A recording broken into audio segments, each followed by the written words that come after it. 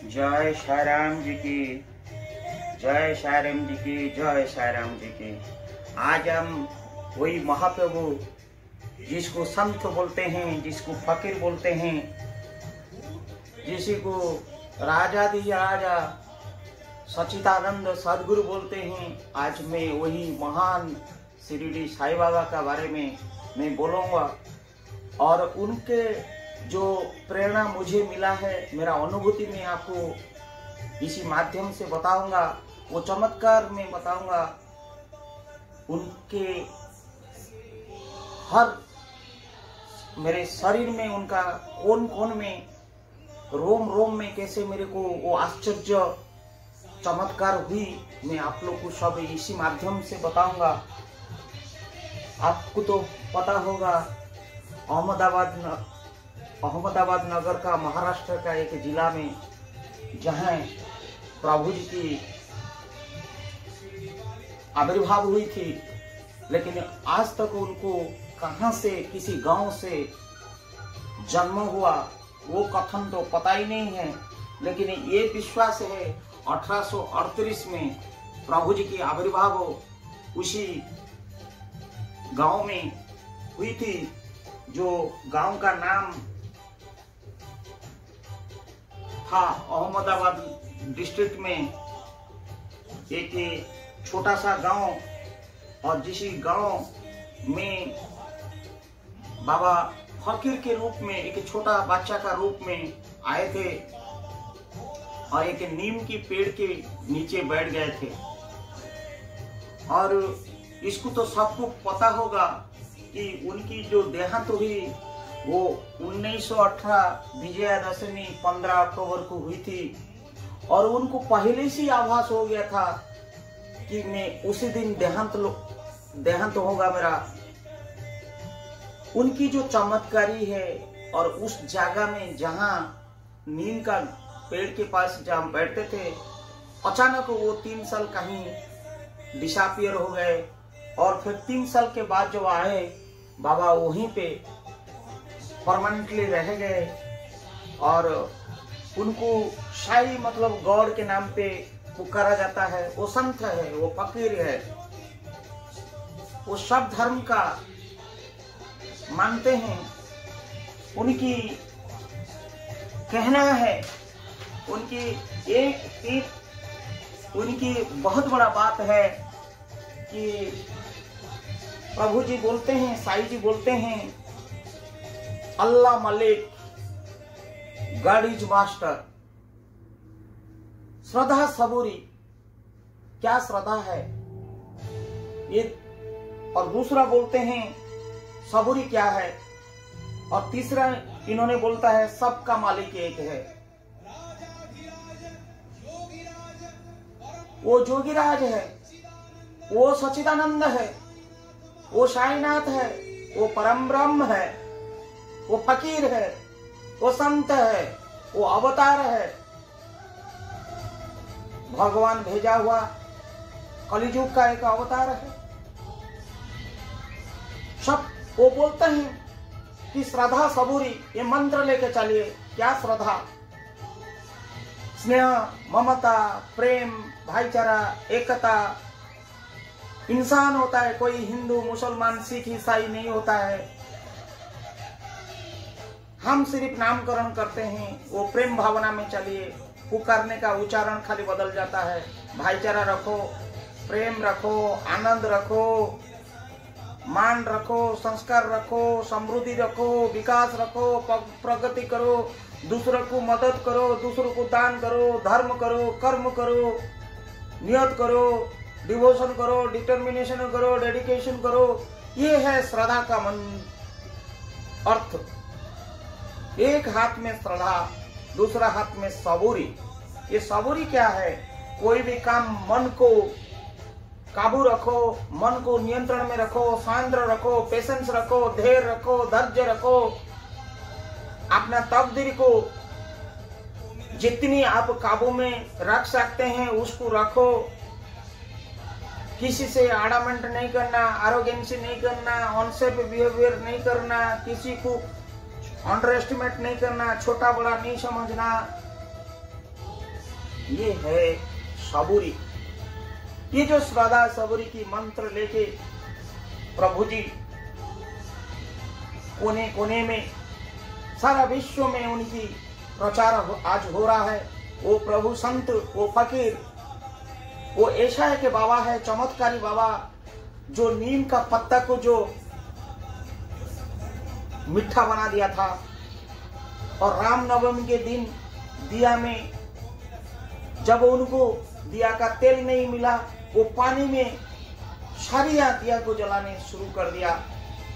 ये चमत्कारी संत, ये फकीर, ये बाबा, ये राजगुरु, ये सच्चिदानंद, ये संत, ये फकीर की जो महिमा क्या बोलो। जो जगह में उन्होंने बैठे हैं वो एक मस्जिद था और वो मस्जिद को द्वारिकामयी के नाम पे उनको प्रचारित कर दिया और द्वारिकामयी का नाम पे आज वो सब कोई जानते हैं। और कहावत ये है, कहावत है, प्रभु बोलते हैं हमेशा, मैं केवल भगवान का दास हूं, मैं केवल भगवान का दास हूं और भगवान का बिना अनुमति में मैं कुछ भी नहीं कर सकता हूं, मैं कुछ भी नहीं कर सकता हूं। ये उनकी जो कहावत है कि मैं केवल भगवान को विचार, भगवान का धर्म, भगवान का अनुमति से मैं आगे चलता हूं। और मैं आप लोग को सबको बोलता हूं, भगवान को पुरस्कार करो, भगवान को प्रार्थना करो, भगवान का शरण में जाओ।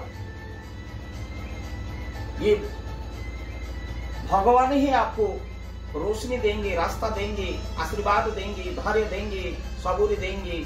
फिर वही बोलते हैं, अल्लाह मालिक, सबका मालिक एक है, श्रद्धा सबूरी, ये मंत्र उनकी। एक छोटा सा कफन बांध देते थे और फकीर, सच तो ये है, वो फकीर होके जाते थे किसी का दरबार में, वो मांगने नहीं जाते थे, वो देने जाते थे।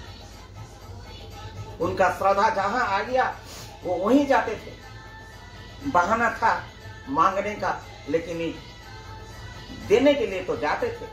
वो अंतर्यामी है, वो निराकार है, वो ब्रह्म है, वो विष्णु है, वो महेश है और वो अवतार है। उनको सब पता हो जाता था। मिट्टी को ऐसे पकड़ लेने से सोना बना देते थे फकीर जी। उनकी 4 आरती होता है आज भी। उनको जो विजयादशमी के बाद जो समाधि लेने के बाद 4 आरती होता है, शायद आप लोग को पता नहीं होगा। एक है उसको बोलते हैं कक्कड़ आरती, जो सुबह सुबह होता है 4:30 बजे के आसपास में, और एक होता है मध्याह्न आरती, वो 12:30 बजे के बाद होता है, और एक है धूप आरती जो सायंकाल में होता है, और एक होता है सेज आरती जो शयन को जाने से पहले होता है, वो नाइट में होता है, करीब 10:30 बजे होता है। 4 आरती उनके पास होता है। और उनकी समाधि जो होता है द्वारकामयी में होता है। और उनकी 5 मंत्र था। क्या मंत्र था? वो 5 मंत्र था प्रभु जी की। ये प्रभु जी की 5 मंत्र था। उनका था डेडिकेशन, उनका था डिवोशन, उनका था डिटर्मिनेशन, उनका था डिसिप्लिन, और उनका था डिस्क्रिमिनेशन। बड़ा छोटा कोई दुनिया में नहीं होता है। ये जो 5 D की मंत्र आज हम बोलते हैं साइंस में, लेकिन ये साधु ने, संत ने वो बताए थे। और उनका गुरुवार के दिन में खिचड़ी की प्रसाद होता है। और एक कहावत है द्वारकामयी को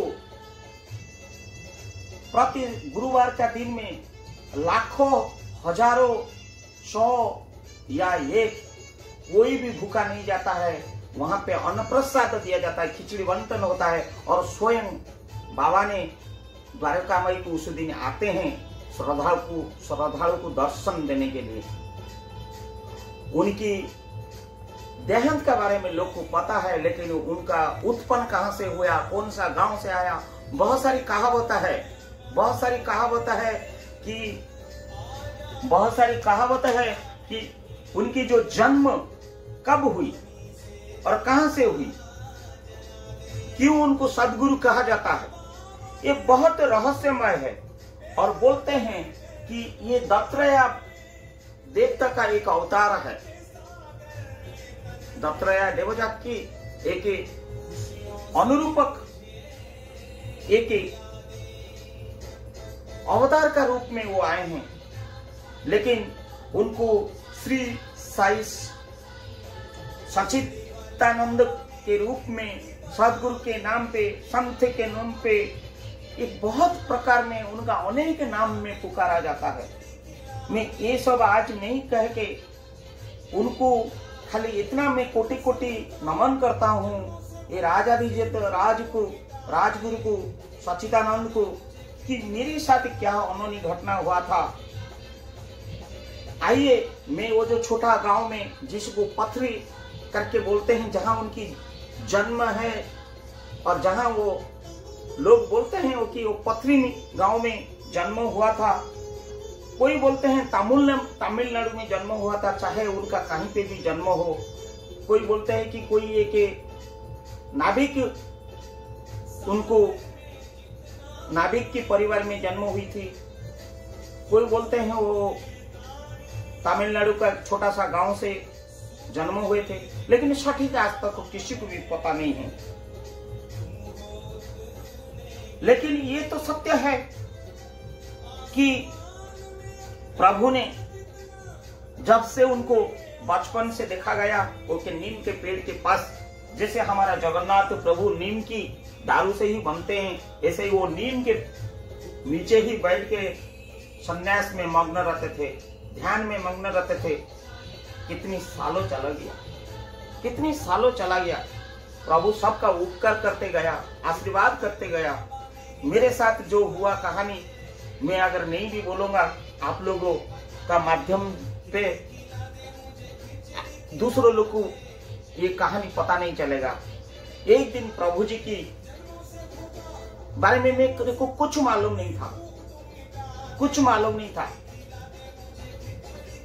उस दिन मेरे को याद है, गुरुवार का दिन में खिचड़ी का प्रसाद चल रहा था। मेरा कर्मनपालम, विशाखापट्टनम के पास एक गांव, छोटा सा एक कर्मनपालम गांव में मैं किराया में रहता था, डुप्लेक्स में। और वो जो डुप्लेक्स में मैं रहता था, मैं कार लेके मैं जब 8:30 बजे ऑफिस निकल रहा हूँ और देख रहा हूँ एक बाबा जी की एक मंदिर है और बाबा जी की बहुत सारी फोटो लगा हुआ है और बहुत सारी गाड़ी घोड़ा है। इतना गाड़ी घोड़ा है, गुरुवार का दिन था और मेरे को तो आइडिया नहीं था वो क्या होता है, बाबा क्या होता है, क्या है क्या नहीं है। तो वो ऐसे करके वो बाबा का चिन्ह था, जैसे प्रभु जी की ऐसे ही थे, बहुत सारी चित्र विचित्र। और मेरा गाड़ी जाने के लिए रास्ता ही नहीं था। मैं एक आदमी को बोला कि एक भाई क्या हो रहा है, नहीं आपको पता नहीं है आज बाबा का दिन है, दरबार खुला है, आओ खिचड़ी खा के जाओ। काय का बाबा? तो बोले कि अरे साईं बाबा। अरे कौन सा साईं बाबा होता है यार, हमको तो पता ही नहीं है। तो उसके बाद मैं बोला कि यार बाद में आऊंगा करके मैं वो आदमी को बोला थोड़ा गाड़ी तुम सरका दो, मैं निकल जाऊंगा मैं कार लेके। और क्या हुआ कि वो गाड़ी में जैसे लेके जा रहा हूँ, जहां सब गाड़ी पार्किंग हुई थी खत्म हो रहा है, वहां पे एक फकीर खड़ा है और ऐसा जगह में खड़ा है कि मैं उसको ओवरटेक करके जा नहीं सकता हूँ। और वो हाथ में कुछ पकड़ा है और भिखारी जैसे। तो मैंने गाड़ी को रोका, मैं बोला कि बाबा जी थोड़ा आप साइड हो जाइए, मैं निकल जाऊंगा। मुझे बोले बेटा तुम्हें प्रसाद खा लो, मुझे कोई दिया था, तुम खा लो इसको। मैं बोले कि नहीं बाबा मैं खाना खा के आया हूँ और मैं ड्यूटी जा रहा हूँ ना। ठीक है तुम ड्यूटी जा रहा है, थोड़ा देर यहीं पे 2 मिनट रुक जाओ क्योंकि आगे तुझे विपत्ति है। मैं बोले कि बाबा मेरे को क्या विपत्ति होगा, अभी तो रोड ठीक ठाक है, 9 बजे भीड़ हो जाएगा और अभी मैं जल्दी चला जाऊंगा। नहीं तुम बहुत जल्दी में हो, इसीलिए मैं तेरे को रोक रहा हूं, तो इसको खाओ। वो साईनाथ थे, वो स्वयं नारायण थे, वो भगवान थे, वो अवतार थे, दत्तात्रेय जी थे। मैं उनका बात नहीं मान रहा था। मैं नहीं भाई बाबा मैं निकलता हूँ, ससम्मान के साथ मैं निकल गया और उनका प्रसाद नहीं लिया। और मैं जहाँ देख रहा हूँ करमनपालम में, मैंने जिस राष्ट्रीय इस्पात निगम लिमिटेड रोड को जाने का और करमनपालम का इस तरह का जो गोल चक्कर है, वो गोल चक्कर के पास मैं गाड़ी लेके जा रहा हूँ, एक ट्रक आया, मुझे मार के उड़ा देता था। जस्ट मैं थोड़ा सा अगर ब्रेक नहीं मारता था, वो मेरा तुरंत को तुरंत एक्सीडेंट हो जाता था। और जैसे ट्रक पार हो गया, मैं तो सोचा मेरा गाड़ी एक्सीडेंट हो गया, लेकिन ऐसा कुछ भी नहीं हुआ था। लेकिन जैसे पार कर रहा हूँ, वो फकीर बाबा फिर खड़ा है, बोल रहा है बेटा मैं बोला था ना तुझे, थोड़ा रुक जाते से गाड़ी पार हो जाता था, तुम क्यों हड़बड़ करते हो, लो अभी तो खा लो। मैंने बाबा का हाथ में लिया और बाबा का हाथ में पानी नहीं था, बोतल नहीं था, लेकिन खाली इतना ही था। लेकिन तुरंत उनका ये झूला में हाथ नहीं मार के एक हाथ में अचानक पानी बोतल आ रहा है, बोले पियो पियो। और मेरी मुंडी में ऐसे हाथ मारे, मेरे को मुंडी में जैसे हाथ मारे, मेरे शरीर पूरा कंपने लगा, हिलने लगा, रोम रोम होने लगा। मैं बोला कि क्या हो रहा है, मैं कुछ समझ नहीं पाया। मुझे एक आत्मसंतुष्टि मिल रहा है, मुझे एक आनंद मिल रहा है, मुझे एक निरानंद, मैं कौन सा दुनिया को चला गया, मुझे कुछ ही पता नहीं चल रहा है। मेरे मन में पूरा पवित्र होने लगा है। तो मैंने जैसे खाया, वो प्रसाद खत्म ही नहीं हो रहा, मैं खाते जा रहा हूँ, वो प्रसाद खत्म ही नहीं हो रहा है। मैं बोला बाबा वो प्रसाद खत्म ही नहीं हो रहा है आप, तो बोले खाओ और जितना बचेगा तुम रख लो, फेंकना नहीं। लेकिन इसको मैं फिर लेके घर तक गया, आप लोग को आश्चर्य होगा, मैं जितना खाया उतना ही फिर था। घर में फिर खोल के देखा तो फिर वो जो पानी का बोतल को मैं लेके गया, और जब पानी का बोतल में पी लिया था, थोड़ा सा था, वो पानी बोतल पूरा भरल था। मैं घर में जाके जैसे मैंने बताया सब मेरा परिवार लोग को, उन लोग आश्चर्य हो गए और विश्वास नहीं किए। तो फिर हम शाम को 5:30 बजे जब आरती में आए, हम पूरा वो जो नहीं मानते थे कि ये बाबा कौन है, कहाँ है, जहां से वो पार्किंग हुआ था, हम आके लम के सो के जब वो सो गए, पूरा एकदम साष्टांग प्रणिपात किए।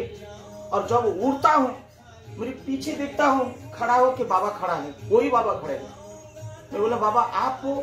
नहीं मैं अंतर्जामी हूँ कहे। और फकीर के अंदर में कहा अदृश्य हो गए, मेरे कुछ पता ही नहीं चला। बोले कि भगवान तुझे भला करे, इतना बोले। मैं तेरे साथ हूँ। और आज मैं उनको गाला में लेके चल रहा हूँ, उनकी धारण करके चल रहा हूँ। ये एक मिराकल था।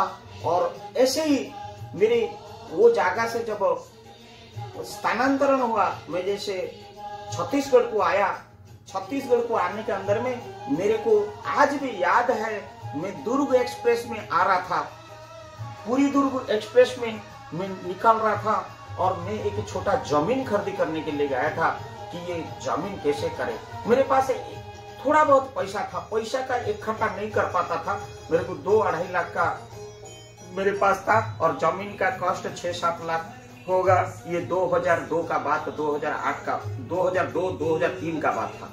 तो मैं बाबा का नाम लिया, हे बाबा ये कैसे होगा, ये तो डिस्प्यूट लैंड है, कैसे सब समाधान होगा। और छोटा सा घर मेरे को बनाना ही है, मेरे पास तो कुछ भी नहीं है, प्रभु कुछ रास्ता दिखा।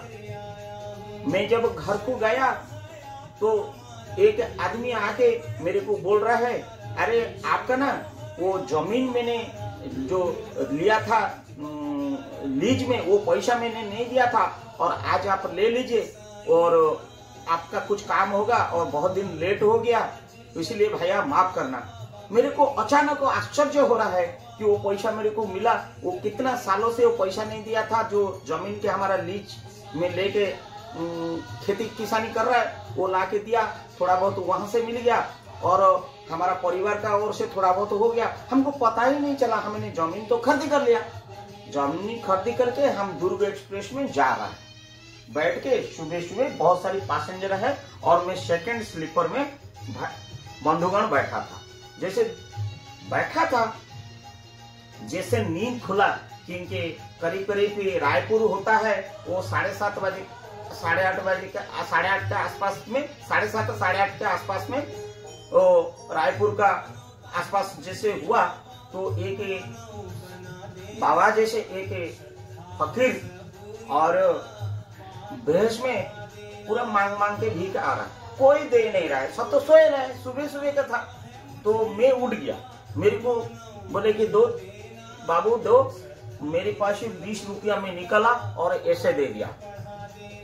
और उस समय जैसे वो बाकी अड़ोस पड़ोस सब उठ गए थे, अगल बगल वाला सेकंड स्लीपर में तो आपको पता होगा मिडिल ब्लॉथ होता है, अपर ब्लॉथ होता है, साइड होता है, साइड अपर होता है, सब उड़ गए थे। तो उठ के देख रहे थे तो फिर बोले कि यार बेटा तेरी जेब में और पैसा है, तुम निकालो। मैं फिर 50 रुपया निकाल कर दिया। फिर बोले कि बेटा क्यों कंजूसी कर रहा है, तेरे पास और भी पैसा है, दो मुझे। तो फिर मैंने 100 दिया। फिर ये लोग सब हंस रहे थे तो बोले कि यार ये कुछ हिप्नोटिज्म कर दिया, कुछ जादू टोना वाला आ गया, ये उसको पैसा लूट के जाएगा। फिर बोला कि यार बेटा देखे तेरा अट्टाची में बहुत पैसा है, तुम इतना छोटा छोटा पैसा क्यों दे रहा है, तुम 500 दो। मैंने फिर 500 निकल के 500 दिया।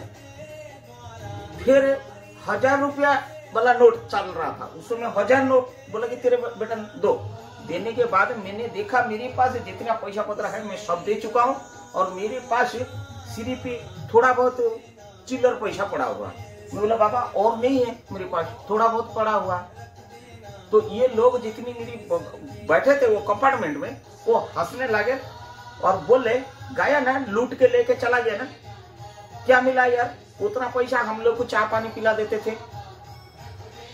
हे बंधुगण श्रोतागण, जो मेरा जीवन का जो मिराकिल मैं बता रहा हूँ ये कोई कहानी नहीं है, ये सत्य मेरे साथ घटा हुआ है।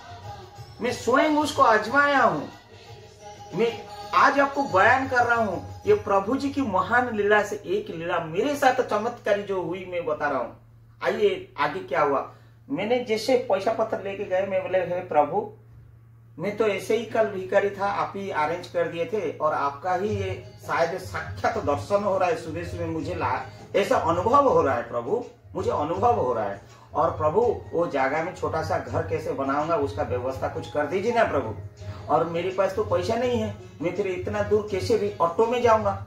अच्छा चलो कोई बात नहीं है, वो बाबा कुछ करेंगे नहीं तो पैदल 5 किलोमीटर चला जाएंगे और क्या है, चिल्लर पैसा में क्या होगा। 5-10 रुपया तो पड़ा था और मुझे ऑटो भाड़ा चाहिए करीब 50 रुपया से 100 रुपये के आसपास में, डिपेंड करता है ऑटो वाला कितना लेगा।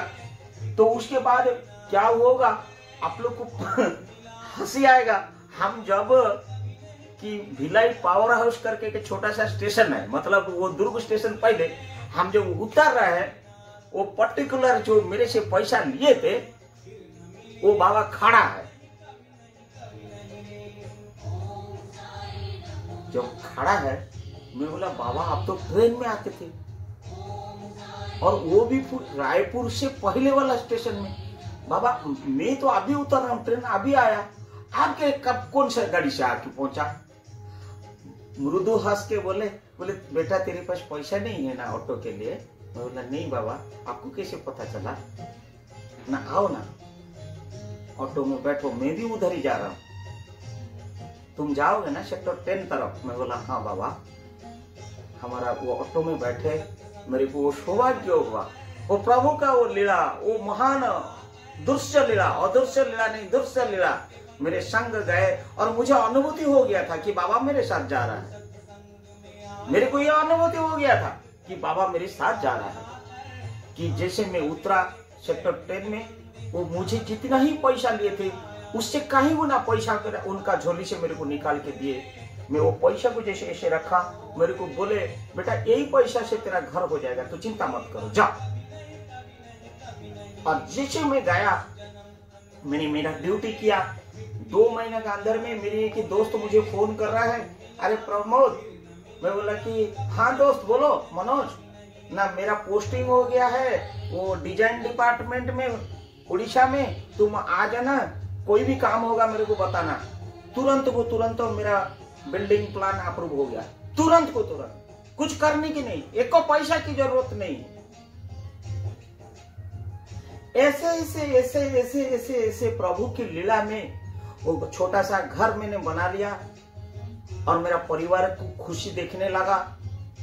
और जैसे कंप्लीट हुआ वो दिन मुझे आज भी याद है, रामनवमी था। हमने सोचे कि आज गृह प्रतिष्ठा करेंगे। जिन्होंने मुझे इतनी सारी पैसा दे दिए थे हाथ में, उन्होंने आके हमारा दरवाजा में खड़ा है, मेरे घर के सामने।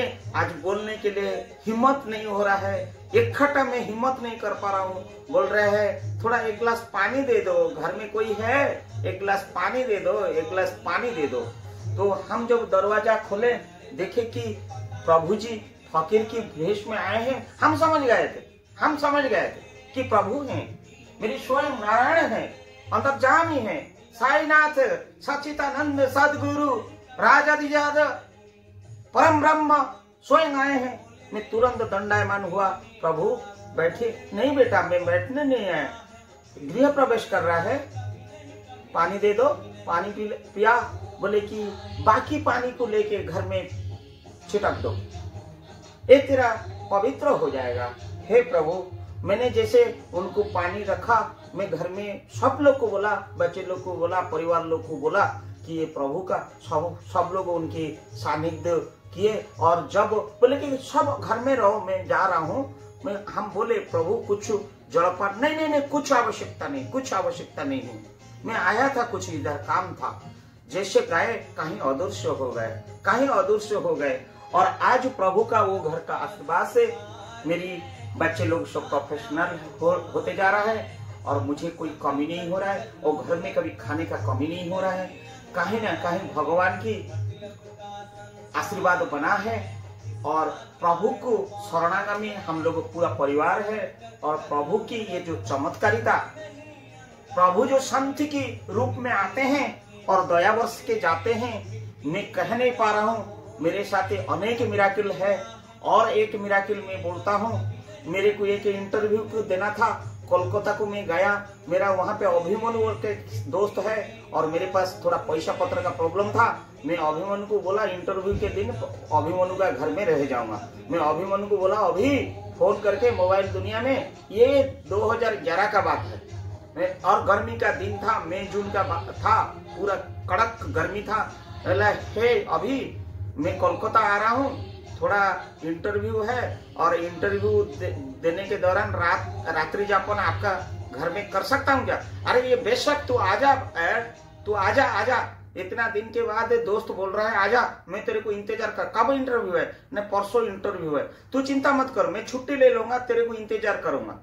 मैं बोला यार इंटरव्यू कब होगा, क्या होगा, तुम क्या इंतजार करोगे? नहीं चिंता मत करो। उतना ही बात खत्म हो गया और हम कोलकाता में पहुंच गए। और कोलकाता में जब पहुंच गए सॉल्ट लेक के पास, और हमारा वहां पे इंटरव्यू स्थल में हम पहुंचे, तो सुबह अभिमन्यु फोन किया, बोले कि यार मैं आज छुट्टी ले लेता हूँ। मैं बोला छुट्टी मत लो, क्योंकि इंटरव्यू कब खत्म होगा, इंटरव्यू के बाद मैं बुला लूंगा, तुम आ जाना, तब साथी होके निकल जाएंगे, कोई टेंशन नहीं लेना।